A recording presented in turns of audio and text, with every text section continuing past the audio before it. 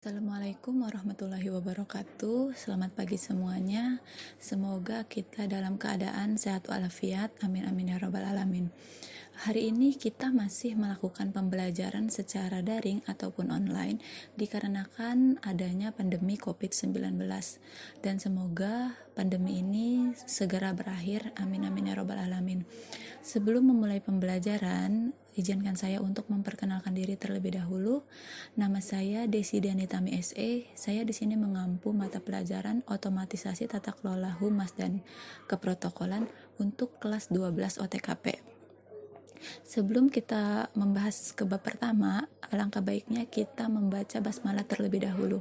Bismillahirrahmanirrahim. Baiklah, kita masuk ke pembelajaran yang pertama. Silakan kalian simak baik-baik video berikutnya. Baiklah, kita memasuki materi yang pertama, yaitu tentang ruang lingkup bidang keprotokolan, meliputi hakikat keprotokolan, pengertian protokol, tujuan keprotokolan, asas-asas keprotokolan, peranan keprotokolan, fungsi keprotokolan, syarat petugas protokol, dan lain-lain. Yang pertama yaitu ada pengertian protokol. Pengertian protokol ini merupakan berbagai kumpulan atau seluruh naskah berisi catatan tentang persetujuan atau perjanjian yang terdiri dari lingkup regional, nasional maupun internasional. Keprotokolan merupakan suatu rangkaian dari kegiatan yang berisi aturan-aturan dan tata cara dalam acara resmi maupun acara kenegaraan. Jadi protokol ini adalah aturan-aturan yang wajib dipatuhi atau dijalani oleh seluruh warga atau masyarakat yang ada di suatu negara. Contohnya seperti misalnya sekarang kan ada pandemi COVID-19. Itu kan ada kalian sering dengar kan ada yang namanya ikuti protokol kesehatan gitu. Nah, jadi protokol kesehatannya itu apa aja? Dengan memakai masker, menjaga jarak, mencuci tangan. Nah, itu tuh wajib diikuti sama seluruh masyarakat gitu. Jadi kan protokol ini adalah tata cara atau cara-cara atau aturan-aturan yang harus diikuti oleh sama semua anggota, baik semua masyarakat yang ada di organisasi tersebut atau yang ada di suatu negara. Kemudian tujuan keprotokolan, yaitu yang pertama ada untuk memberikan pedoman atau melakukan acara supaya acara itu berjalan dengan rapi, baik, lancar. Kemudian juga untuk memberikan penghormatan kepada para tokoh dan pejabat negara atau pemerintah. Yang terakhir, berguna untuk menciptakan dan mempererat hubungan dalam tata pergaulan negara, antar negara, organisasi, partai, dan lain-lain. Kemudian ada asas-asas keprotokolan, ada asas kebangsaan, asas ketertiban dan kepastian hukum, kemudian juga ada asas timbal balik. Dan yang selanjutnya itu ada peranan keprotokolan. Peranan keprotokolan ini diantaranya yaitu dapat dijadikan sebagai suatu sarana dengan tujuan agar acara dapat berjalan dengan lancar sesuai dengan yang diinginkan. Kemudian yang kedua, keprotokolan mampu menjadi suatu koordinasi atau mediator antara anggota yang satu dengan anggota yang lainnya. Kemudian selanjutnya, kegiatan keprotokolan dijadikan sebagai faktor penentu dari keberhasilan suatu acara.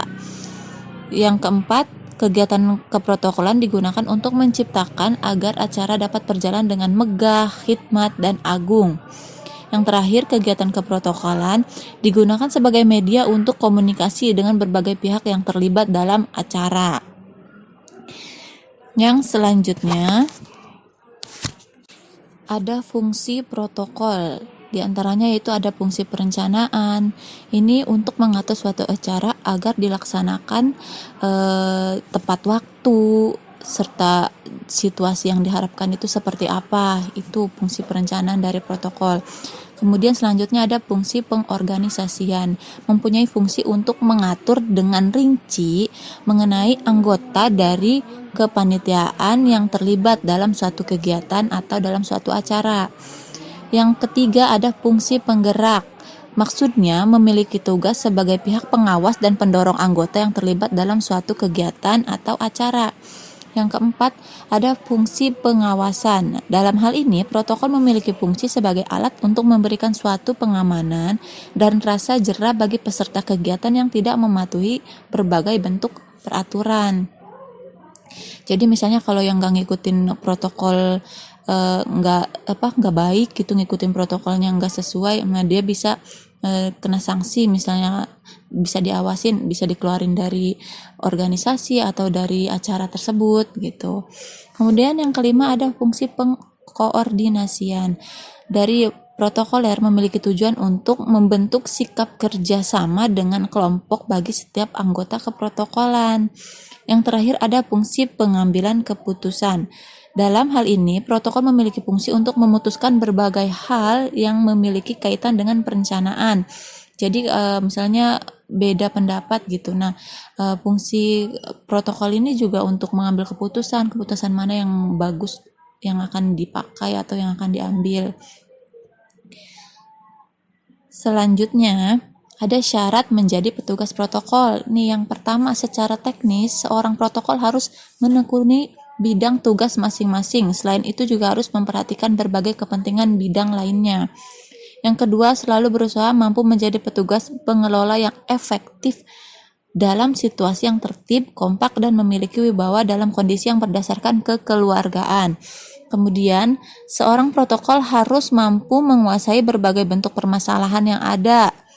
Jadi dia tuh seorang petugas protokol itu harus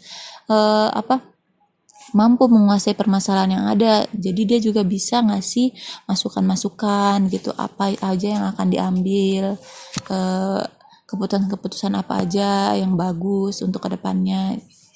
Kemudian yang D, seorang protokol harus memahami pentingnya kebersihan, keindahan, dekorasi, ketertiban, keamanan, dan lain-lain. Seorang petugas protokol itu harus bersih, harus tertib, harus rapi.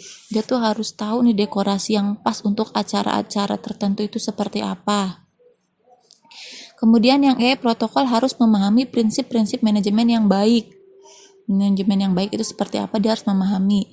Kemudian yang selanjutnya, protokol harus mampu berpenampilan sopan dan baik. Dan yang terakhir, protokol harus mampu melakukan suatu komunikasi secara efektif. Jadi seorang petugas protokol itu harus mampu berkomunikasi dengan baik, berkomunikasi dengan tidak bertele-tele gitu, yang mudah dimengerti sama lawan bicara. Itu. Oke, sampai di sini bab hari ini. Semoga bisa dipahami dengan baik. Terima kasih sudah mengikuti pembelajaran. Setelah ini saya akan membagikan link untuk kalian isi. Mohon maaf jika masih banyak kurangnya. Assalamualaikum warahmatullahi wabarakatuh.